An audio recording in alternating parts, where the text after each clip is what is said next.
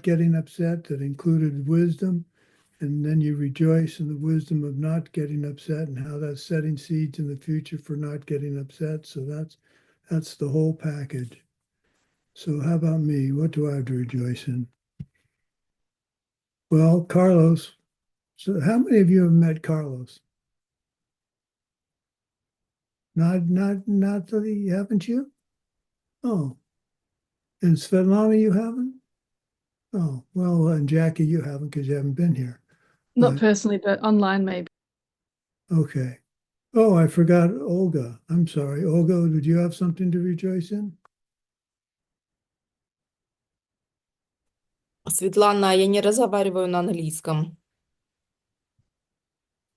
Но я хотела порадоваться тому, I что я wanted хожу to постоянно rejoice на практике с that I'm going WordSmith. to Wednesday practices with Wordsmith.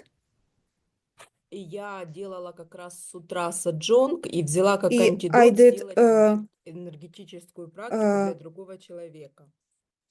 and I did Sojong in the morning and decided to do energy practice as an antidote. Oh, Мне wow. попалась партнерша, которая, ну, не делала еще эти практики, но после взаимной практики я ее голосом провела, мы сделали друг другу, и я себя почувствовала намного легче. И я надеюсь, что, ну, тому человеку я тоже смогла помочь. And my partner, she didn't know about energy practice, and I did the practice with a voice. And after the practice, she felt relief, and I am rejoicing that I could help this other person as well. Very good. Rejoicing and helping others is setting the seeds to have the help you need when you need it. That's perfect. Okay, so back to my problems or my rejoicing.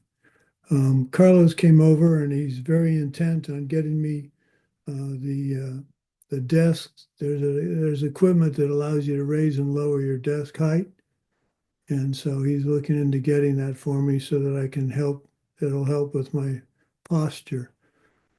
So we spent about an hour trying to figure out how we're going to do that, and we have a pretty good plan for it. So he's going to order it when he gets back from Las Vegas. His son plays ultimate frisbee. I don't know if you know what ultimate frisbee is, but it's a sport, and with a frisbee, obviously.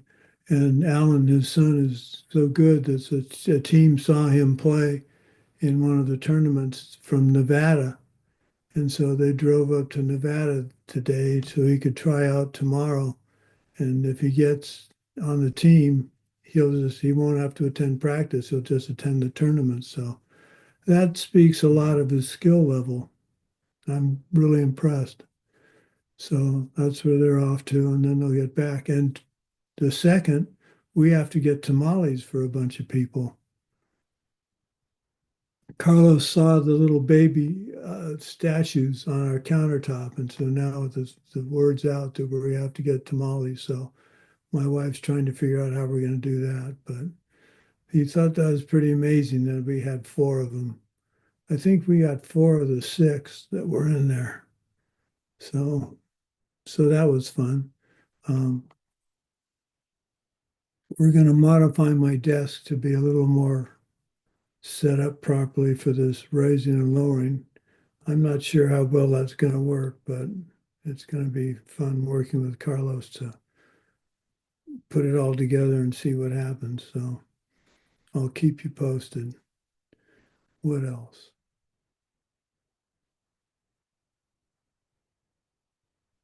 Oh, my medication. We have a new medication we've added to my growing list of medications to help with my posture. It's a muscle relaxant because I have a cramping or what I call, not cramping. It's another word I use. Clenching. My abdominal muscles clench and cause me to bend over. And so we're trying to find, I'm doing physical therapy, and we're trying to find a medication that might relax the muscles a little bit more. There's a funny thing about my physical therapy. My physical therapist is just overwhelmed by the fact that I go home and do the exercises. Apparently, most of her patients just do the exercises when they're at her office and don't do them at home. If you're going to do exercises once a week, what good is that going to do as physical therapy? Pretty much nothing. So I get up around 5:30 or 6 every morning and get the exercises done. Because if I get up early and get them done, they get done. If I put them off until the afternoon, then after dinner, and then before I go to bed, and there's another day gone. So that's part of my discipline. What else?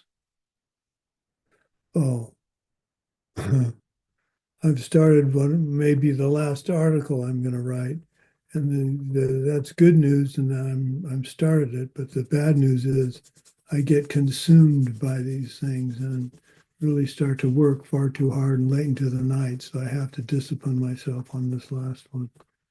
But I think I shared the news last class, but maybe not. My Minuteman book, which was published a couple of years ago,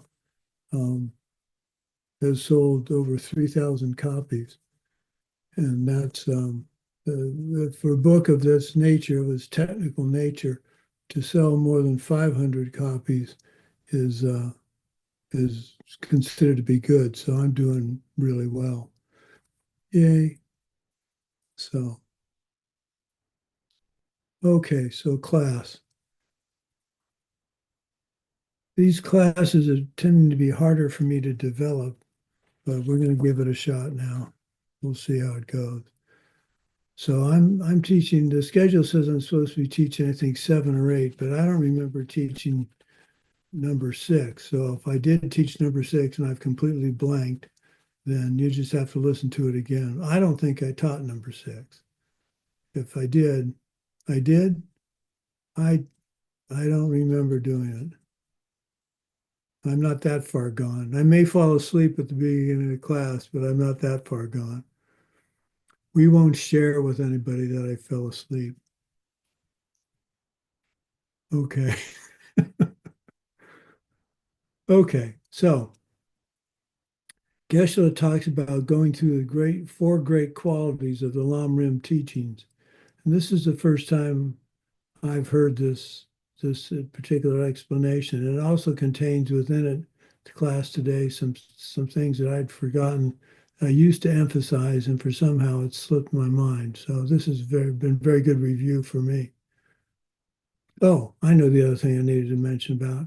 I'm rejoicing in the fact that organization for the trip to Romania and Armenia is coming together. It's a really beautiful facility for the Romanian part of the teaching. It's a nice isolated place in the mountains. There's a small village nearby that's, according to Christie, is more touristy than a typical Romanian village, but still that'll be nice to be able to go somewhere within 20 or 30 minutes of the retreat center to go there. They have a hydroelectric dam there. Yay. I like stuff like that. So hopefully they'll give tours. Anyway, so back to teaching. So there are 4 great qualities of the teachings on the steps to the path. These are actually 4 great qualities of any of Lord Buddha's teachings. The first one is there's no inconsistency among the teachings. Now that can seem kind of strange because it seems we can find inconsistencies, but just hang on and we'll discuss that in a minute. Secondly, all the teachings strike you as personal advice. That is one thing that continually amazes me with Lord Buddha's teachings, just how incredibly insightful they are to this day and age. And when they're written so many years ago, when there weren't computers and there wasn't Facebook and all the things that we just take for granted and just distract us. So he wrote about distractions. So it's kind of interesting to think what would have been the distractions 1,500, 2,000 years ago that would have caused them to be, well, distracted. And I can think of two very basic ones, food and water. you stop and think about it, we're pretty relaxed in the fact that I can go to a grocery store and shop and stuff my refrigerator, not have to worry about where the food's coming from. I just have to worry about what I'm going to make. But I don't have to worry about whether there's enough rice in storage to feed a family. But back then, there weren't refrigerators, so you basically went shopping every day. And so that would, if you think about that, that would take a considerable amount of time.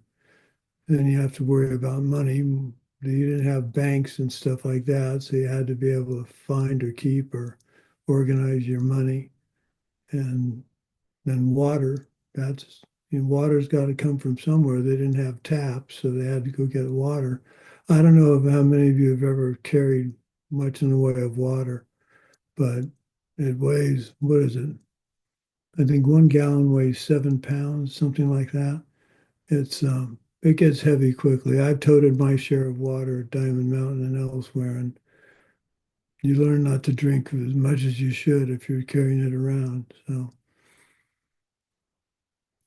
So those are what are the kind of distractions? Because there'd be the typical gossip and politics and everything that we have now. So there would have been that. If you had to make tools, you'd be making knives and things. I'm talking way back when, but let's say 200, I was going to say 100 years ago, but 100 years ago is fairly close to us. So let's say the 1800s. What would people have worried about in the 1800s? Basically the same things we worry about now. They just would have been a slightly different emphasis.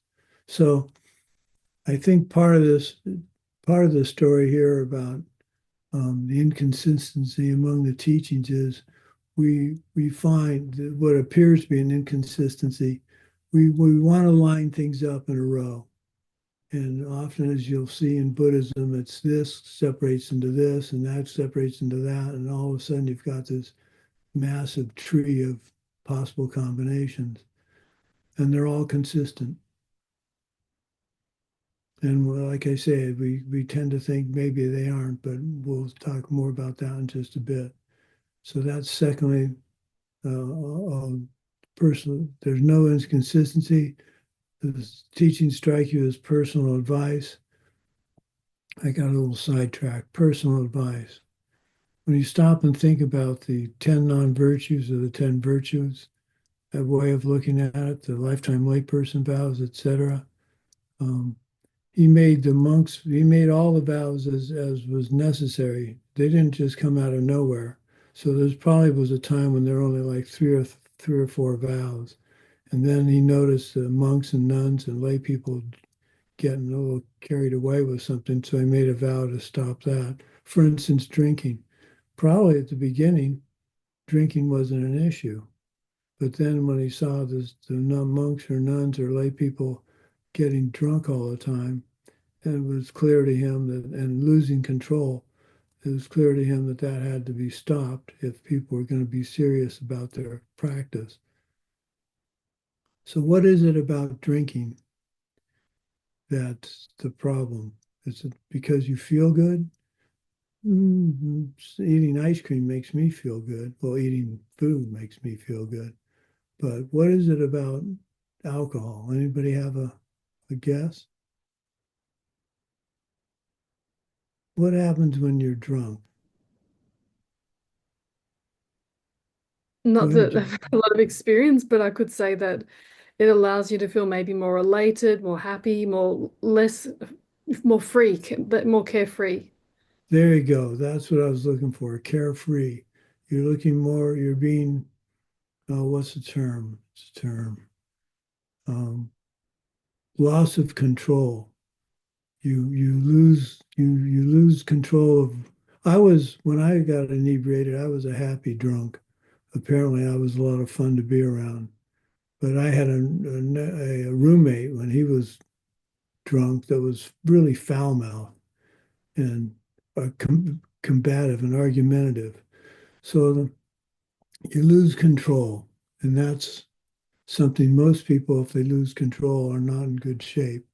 So that's why we don't drink it makes us possibly do something that would endanger ourselves as well and others. So it's not only you lose control and do silly things, you could do something really stupid and cause people to get hurt in a massive way. So that's the personal advice about not getting drunk. What other personal advice? Well, it comes down basically, I think, to this. And I think this is something, Natalia, that you had mentioned. You have that friend who doesn't respond to is your friend or a friend of a friend that doesn't respond to Parkinson's medication? Friend of a friend, yes. Mhm. Well, I was thinking about that, and my wife's usually the one with the better advice, but I checked this with her and she thought it was pretty good. So I'm coming up in the world. My wife's starting to agree with me. I always agree with her because that's the secret to 49 years of marriage. But anyway, I'm telling you all my secrets now. Anyway, what I came up with is, and you've heard this before, but this is germane to apparently there's a gentleman who doesn't respond to the Parkinson medication, and it's got him quite frustrated and maybe even angry. He doesn't know what to do. Well, I am going to share with him at some point when I get in contact with him this story. But before I knew anything about Buddhism at all, before I knew pretty much anything about the golden rule or anything like that, when I learned to drive and had to fix my first flat tire, I said to myself, you will stop at every time you can possibly do so and help someone with a flat tire. Male, female, old, young, doesn't matter.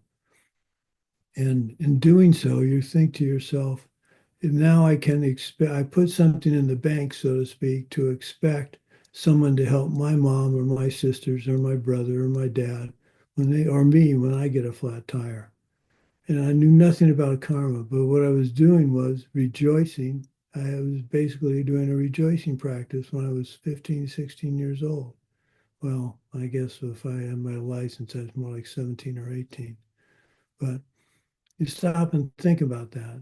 And that's where this personal advice issue comes in, because even now I stop and I think, remember back to those days, and it was pretty powerful. So maybe one reason I haven't succumbed to Parkinson's is because of that very desire to help people when they're in an inconvenient situation with a flat tire.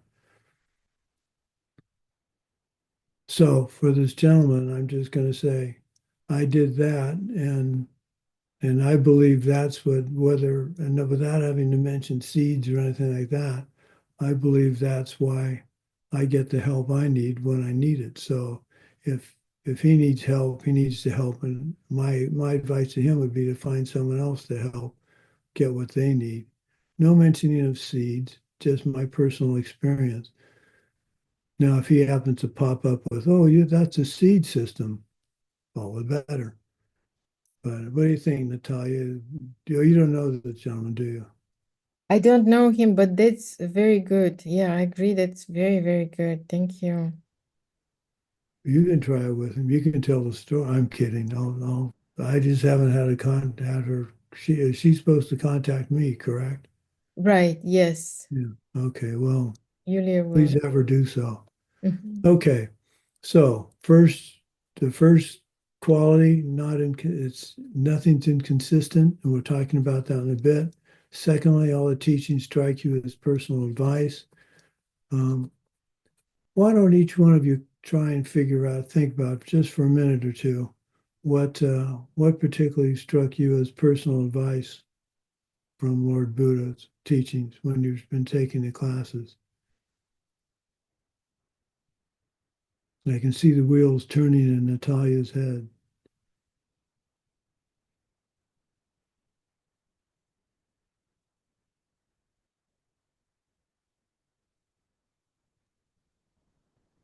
Something that when you read or was taught it, you went and said to yourself, "Oh, that makes perfect sense." Go ahead, Svetlana. I wanted to share, like, I had some experience that was challenging experience with my mother. I couldn't understand why she was behaving this way because I felt that like it's like very hurting experience. And then it was said that everyone is your mother and they are just reflecting your seeds.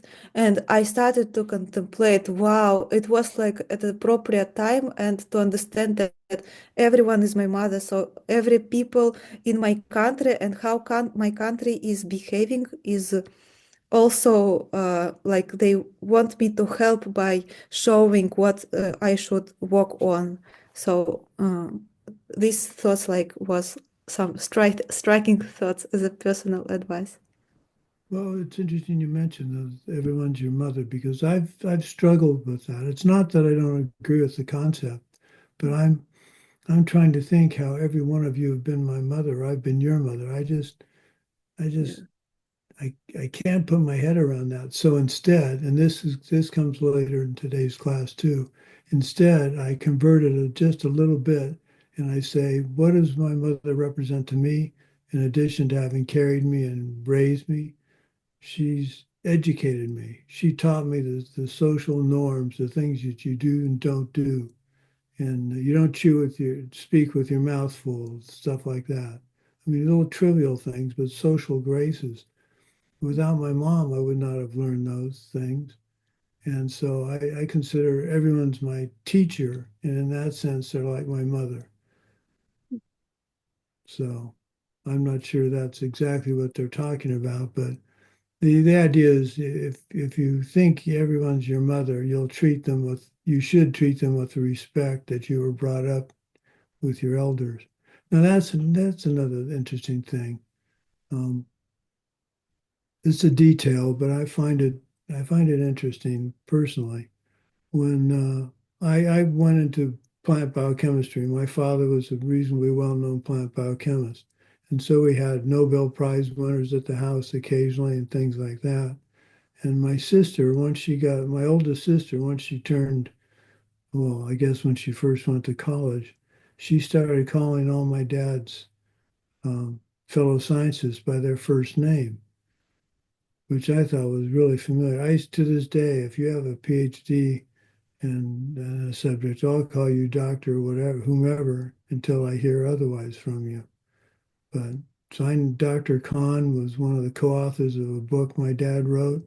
He's always been Dr. Kahn, will remain Dr. Kahn to me. So where does that come from? That comes from the personal advice of respecting your elders.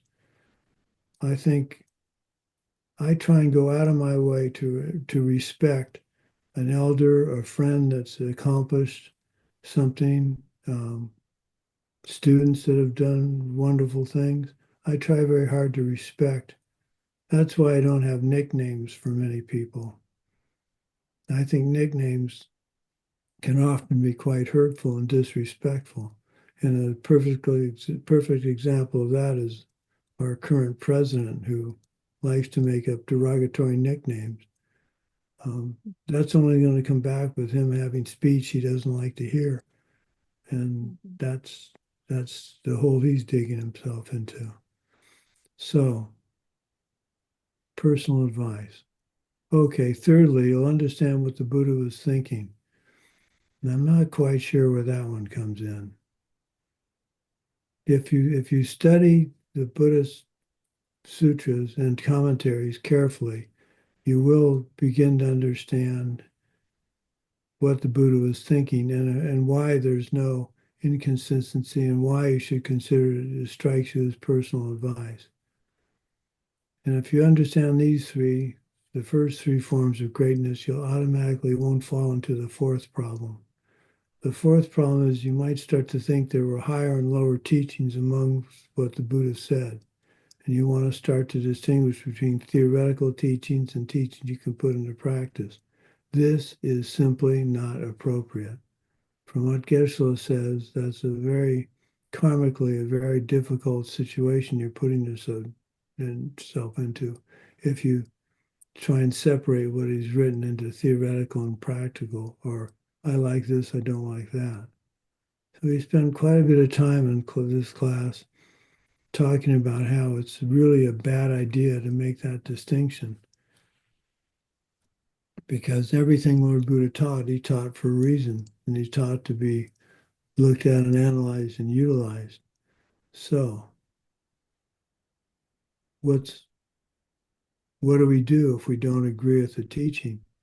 Well, we've always talked about, I've always tried to emphasize from the very beginning when I start to teach the ACI courses, if you don't understand or don't agree with something, instead of mouthing it off to other people, simply put it on what we call the back burner. The burner's on the back of the stove where you put something to simmer and not actively boil. You put it back there and you let it cook. And you revisit it. And one day you'll revisit it and it'll make perfectly good sense. Whereas if you'd said, I'm not going to bother studying that because I don't understand it now, then you may never pick it up again. You'll be missing a chunk of what Lord Buddha said. I had an interesting thing happen before we started taking all the ACI courses. We had one, the Tonglen course, which we took first. And I think it was course 14, maybe. I think it was course 14. And where am I going? Oh, and I read part of the Abhidharma Kosha, and it made excellent, perfect, wonderful sense to me. I just read that and I thought, now that particular set of chapters really made sense. If you've looked at Geshe-la's translation or anybody's translation of Abhidharma Kosha, saying it makes sense is a pretty bold statement because it's still written somewhat in code. So I went to the class we had, this group we had, and I sat down and I said, I want to read this to you and I'll explain it to you because I think I really finally understand this concept. And I started reading it and I got ready to leave the room and then come back after they'd thought about it for a while. And I realized that as I started reading it, it made no sense to me. I had the karma initially to have it make sense, then I had the karma to have it not make sense. But was it because of the way it was written? Or was it because of seeds ripening for me to not understand it? Well, obviously the second of the two choices. So do I think there's a higher and a lower teaching there? No, I put it on the back burner and revisit it several times until I can finally understand it. So that's something we need to really wrestle with throughout our Dharma careers, is not evaluating something as being, oh, that's not so fun, or as Geshe says, that's not so cool. I don't need to study that now. And it's a fine line between I don't need to study it now and I'll put it on the back burner. I think the I don't need to study it now is much more pervasive in that you tend to throw something like that out. Whereas if you put it on the back burner, you're planning on revisiting it and possibly using it later. So the analogy to cooking is not an unreasonable one.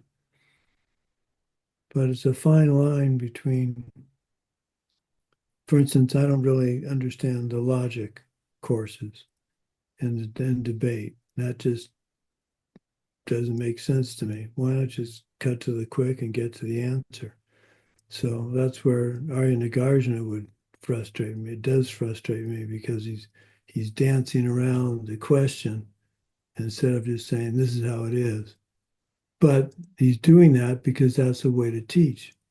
And that's what Lord Buddha did, and often, which also tends to distract me, is he talks about everything that it isn't instead of just the one thing that it is. But because he's talking about the things that it isn't, you learn to understand it in a much deeper way than if he just gives you the answer. So I've got to, when I'm listening, I've got to not think, well, when's he going to finally get to the answer? Instead, I need to think, how's he approaching this? Why is he circling in this manner? And when I can do that, I can usually figure out the part that's causing me the hesitancy. And it still may cause me the hesitancy, but now I've identified it and I can work with it. So I got way ahead of myself on my notes here. Let's see what's. Oh, the emphasis Geshe makes now is simply do not think that there's a philosophy and, and a personal practice and you can let the philosophy go. The three teachings are technically not called lower or medium teachings or higher teachings. The first two are referred to as those we practice together with the lower track. The second one is called what we practice with those of the medium track, meaning they're not practiced only by those of the first two tracks. So this comes back to the example in the Bodhisattva room and Source of All My Good, if you remember. That initially was just a bonsai tree in Geshe-la's description of that meditation. Could have been a cypress or what else do they? Bonsai. I guess they bonsai quite a few types of trees. Anyway, I like to make it into a weeping willow because the weeping willow leaves come almost all the way to the ground and protect the roots. So that's how the vows, for me, the vows that are covered, the 10 non-virtues aren't something I ignore because I've got bodhisattva vows. It's what I build my freedom vows on, my lifetime layperson vows when I had them, and then my monk's vows. So without a good solid foundation, the root system, the tree's not going to survive. Without an efficient way of converting the food into protein, the person's still not going to survive. I lost my train of thought.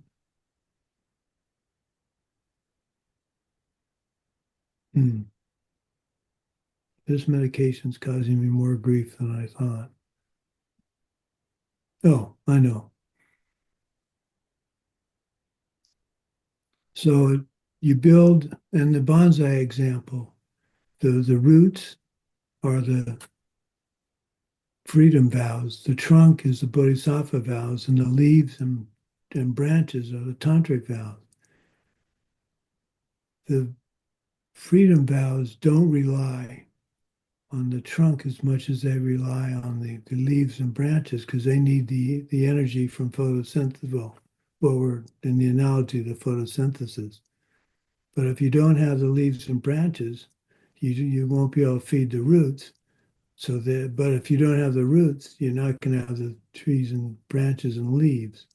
So they're interconnected. You can't just say one's not important, more important than the other. And that's the point Lord Buddha is making, or the greatness is the fact that we're not ignoring something that was taught at a lower level. Well, and earlier. Now I've been looking for the word for a long time, and I think I just found it. We don't, how can I put this? We build our practice on the earlier teachings we've had. So before we became bodhisattvas and knew about bodhisattva vows, we had the 10 virtuous deeds.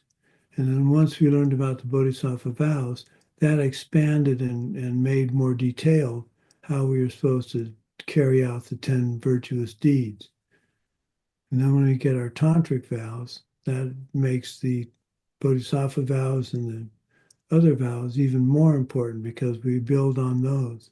So you can't, if you jump into the tantric vows, they don't make much sense. And they don't seem to be much in common with the world. And then you stop and when you have taken the other sets of vows, it makes much more sense. That's one of the many reasons you don't just jump into the tantra system without any earlier education. If you do, you risk doing real harm to your spiritual body as well as your mental continuum. So when it sounds like, if someone says, oh, I get to go to the Tantra teachings, even though I haven't finished the ACI courses, if they've been allowed in by Geshe, he sees something in them that makes it reasonable for that to happen.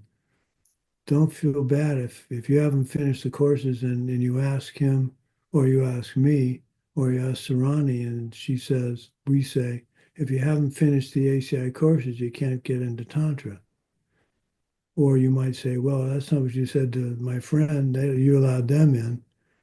Well, chances of that happening are really remote because we have many students, fellow students we know that didn't finish the ACI courses and did not finish the Tantra courses. They gave up after a while because I'm not sure why. But the grounding you get from the 18 ACI courses is a critical training, in my opinion, for the higher teachings. So we don't reject or deny the truth of the first two tracks. We build upon them.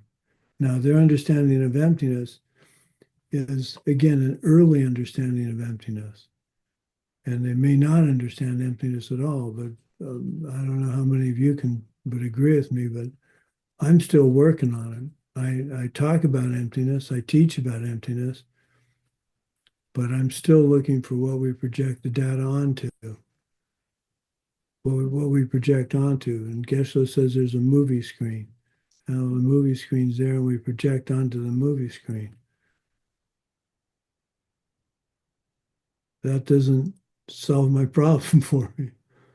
So what is it that I project upon to coalesce my karmic seed ripening into any view on the screen? There's got to be there's got to be something that's receiving this information. And if it's out there to receive it, and it's not, it doesn't seem to be caused by my karma, then that makes it self-existent, which I know is not true except for pancakes, French toast, and waffles. So what's going on? Well, I don't know, but I don't think that doesn't make me think emptiness isn't right, and emptiness and karma, two sides of the same coin, isn't the correct way of looking at life. It just makes me realize I still have to try and figure out what's going on. One way one thing I adopted for a while, and Lama Christie said it was okay, was your karma ripens, then you see it. So we ripen the object that we're going to the basis we're going to project onto. But I still think, does anybody else have that problem? Or am I the only person on the planet that can't figure out how the projections work? I can see them coming from me and radiating to us, to the outside world. But why don't they just disperse? Why do they make a Sheila or a Katya or a Natalia or a Jackie or a Svetlana or Yevgeny or Olga? I know it's my karma ripening, but I don't understand what it's ripening onto.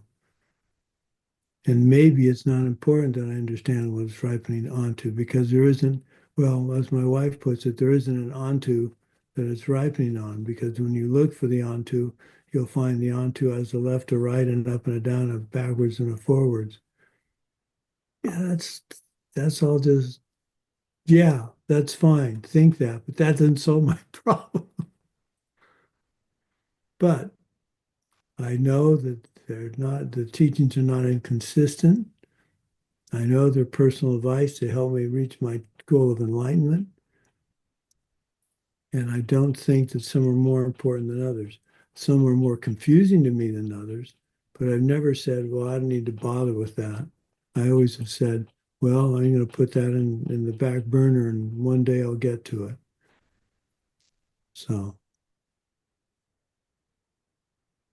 okay, so where else did I want to go with this? Oh, I don't remember which course this is in. Do you remember the advice Lord Buddha gave when if you don't believe what he teaches? Remember that advice? Katya, and you look like you have the answer right on the tip of your tongue. ACI 5?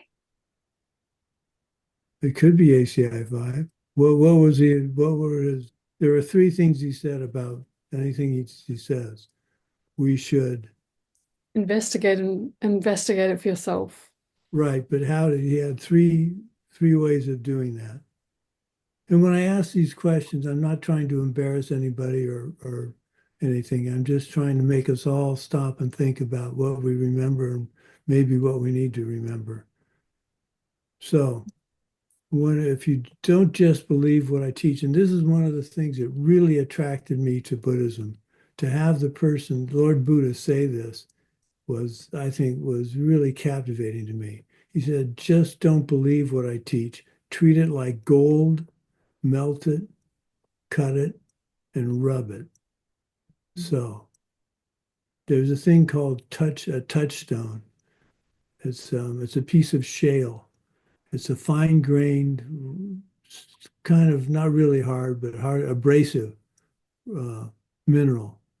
And if you have a piece of gold back in the old days, you took it and you rubbed it on this touchstone.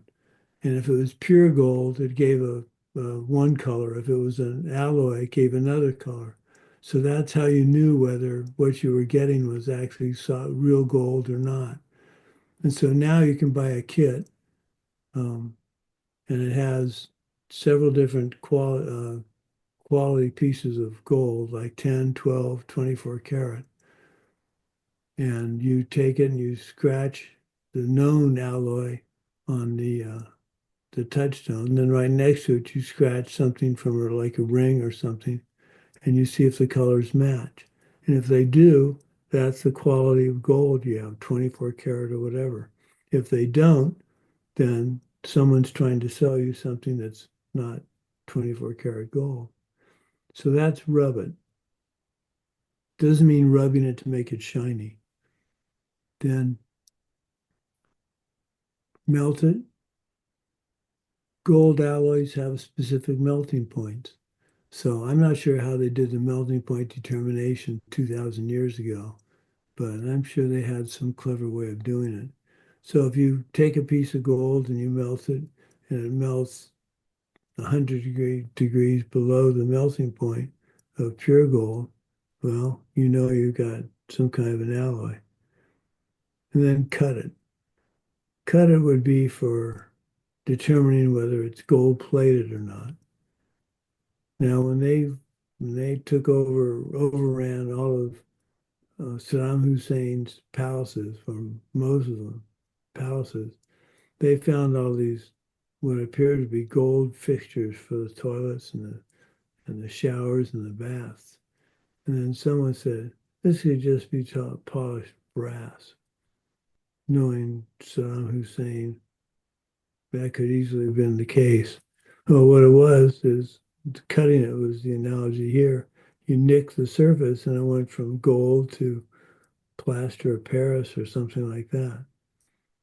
So cut it, rub it, and melt it. So test the words that you're hearing against previous teachings by that teacher, against what you know to be true. For false they cannot be, like that phrase from the Heart Sutra. Really stop and think. And this is where you may find you think there's an inconsistency. So rather than go, oh, there's an inconsistency I figured out, go back into the notes and find out why you could be, well, you are mistaken, but find out how you could be mistaken. And that's one of the beauties of the I don't know if I've given all of you I have all the PDFs for the answer keys in one file. In another file, I have all the student notes compiled. In another file, I have all the readings compiled in PDF format. So you can take let's say you're trying to look up 4 powers of purification. You don't remember the regret part of it. You can look up the word regret and go through 4,000 pages of student notes and reading like that and find the answer. So if you don't, how many of you don't have that?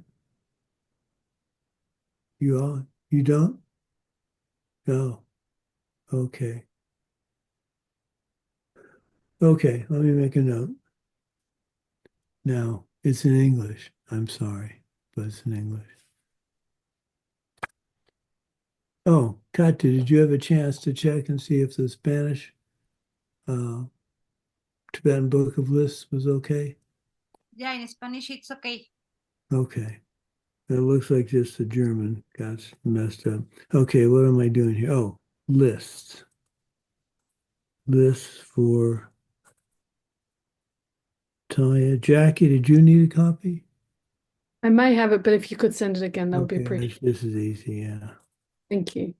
Jackie.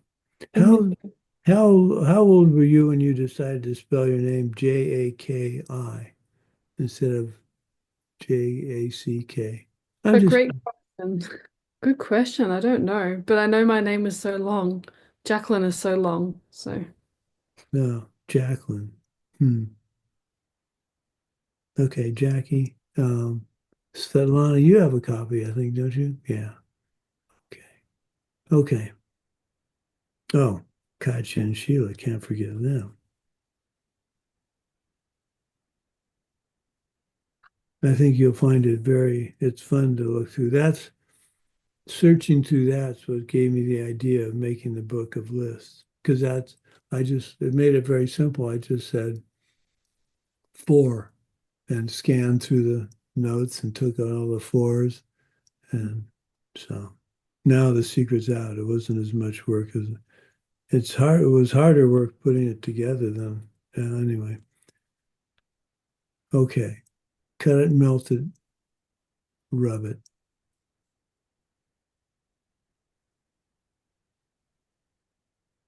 You stop and you think about it. How many philosophies or religions, philosophies, spiritual paths have the head person, Lord Buddha, say, if you don't believe me, analyze it, see where I'm wrong, see if you can find something that I've said that's inconsistent. That's pretty rare. Okay, so we've talked about how bad it is to compartmentalize the teachings into those which you don't think are important and those which are important. And Geshe Michael says, that Pabonka Rinpoche says and in doing that, you collect hideous karma. But Geshe Michael and Pabonka Rinpoche both say there's one more thing you could do that's even more hideous and more terrible karma than basically saying one of Lord Buddha's teachings is too complicated. Can you guess what that is? Disrespecting your teacher. You can doubt your teacher, but to disrespect a teacher is really heavy, bad karma. Now you stop and think about, how would I possibly disrespect my teacher? Well, there's certain things you can do at the dinner table, at a restaurant. I'm kidding you. You know I'm kidding you, Sheila. That joke will be there forever. I am kidding. So disrespecting, there are sets of vows that we have as tantrikas, some of which I share with students because they're not all that secret, in my opinion. One of them is you should never be pointing your bare feet at the altar. You should never point your feet even with shoes on, which theoretically wouldn't happen because you're in the temple. But never stretch your feet out pointed toward the altar. Do it to the side or don't stretch your feet out at all. Another thing you shouldn't do, and this I I don't know how many students know this, but they should. You never put Dharma on a surface that's walked on. So if you're in a nice temple, it's got a beautiful rug, I always take a piece of brocade or something with me that I can put my book down on, because then it's not touching the rug, it's touching the brocade, which is touching the rug. Okay. And the corollary to that is never step over Dharma. So you're in a crowded temple at Diamond Mountain, and there's students all around. They've got their books laid out. Weave a way around it, but don't step over the Dharma. That's considered disrespectful. Now, what kind of seeds are you getting from that? I'll let you try and figure that out. But these are seemingly trivial things when you stop and think about it.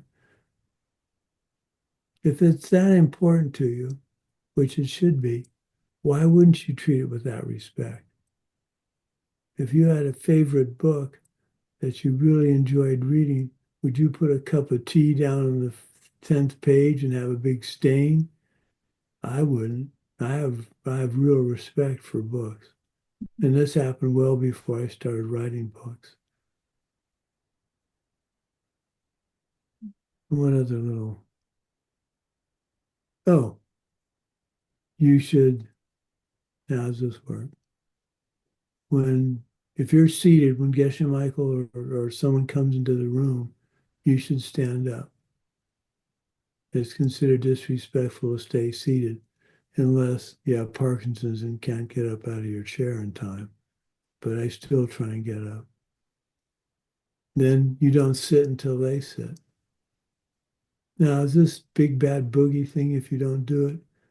Well, I would say if you don't do it on purpose, then yes, it's bad. If you didn't know it, then I don't feel if you didn't know it that you're not collecting the karma for it. But these are just little things that keep you on your toes. Okay.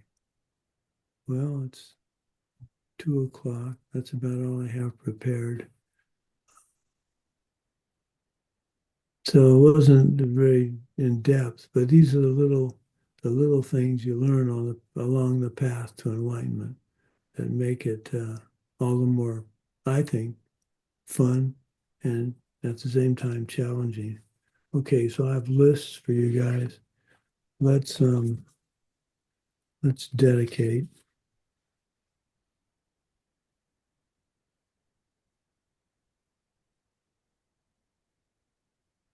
Well, for those of you that have done the Source of All My Good weekend,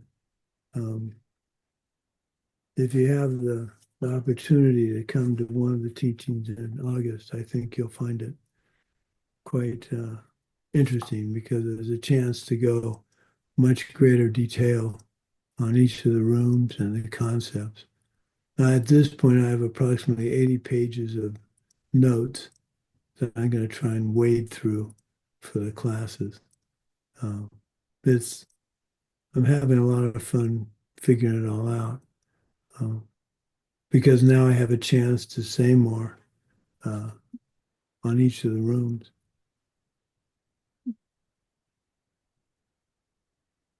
Okay, dedication. May the source of benefit and goodness, the Dharma, spread and expand. May the beings upholding the Dharma have excellent health. May the source of happiness and well-being for all embodied beings, the Dharma type of the Buddhas, always increase.